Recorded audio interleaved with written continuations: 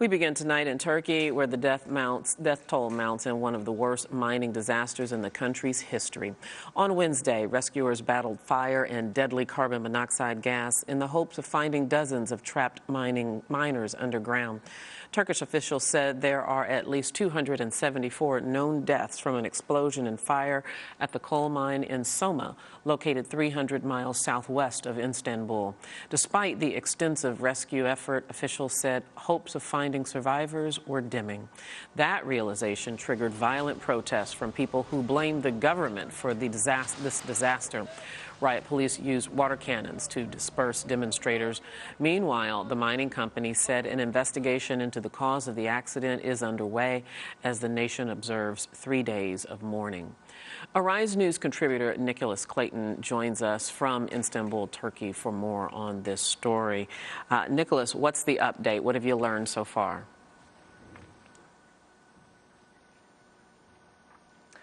With the latest increase in the death toll to 274, this does make it Turkey's most deadly mining disaster in its history, surpassing another mine explosion in 1992.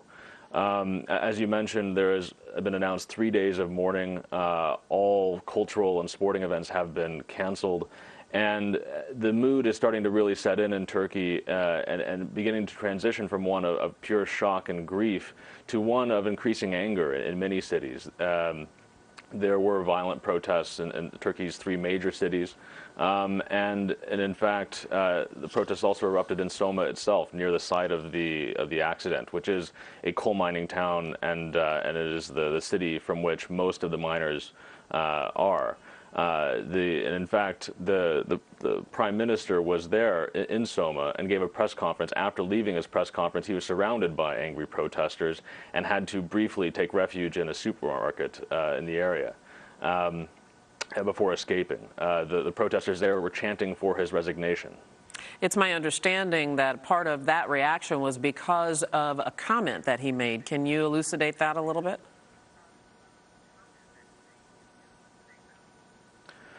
Well, he was generally vague and defensive when speaking at the news conference. He also did, however, say that the mine where this accident occurred did meet all safety standards and there were no violations in the mine, which is something that locals and families of the owners found to be obviously very provocative to them.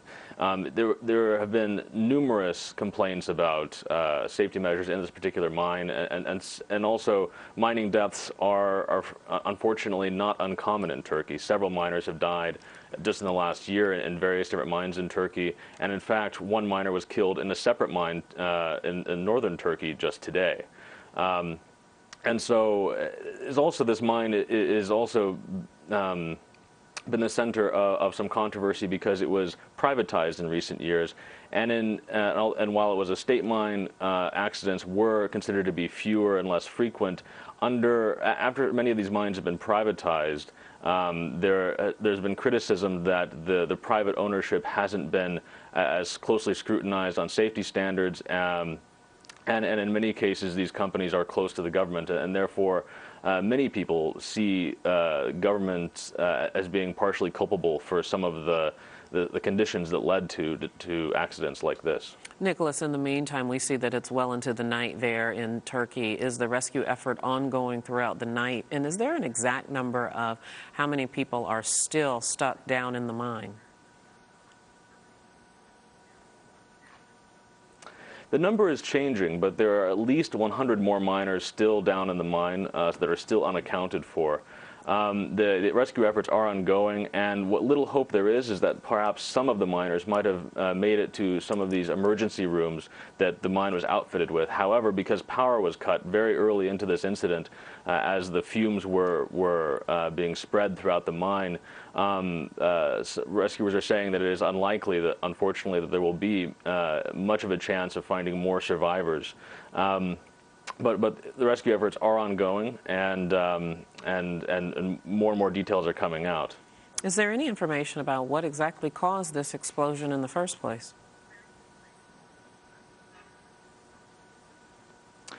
Initially, there was an explosion with an electrical transformer inside the mine, which then caused a fire. And this was critical because the transformer exploded, it cut all power, including the power to the elevator. The explosion occurred 2 kilometers below the surface, where several miners were trapped down there, and it made it very difficult for any of them to get out as fumes spread from the fire and in general oxygen levels dropped. And so that is why the recovery has been so difficult. Do you know anything about the history of this particular mine? Has it had other accidents? And we know that, as you just reported, this mine was taken over by a private company, Soma Holdings. What's their safety history record, if you can tell us? Well, Soma Holding is basically, it's one of many entities in these cases that is really centered around this particular mine.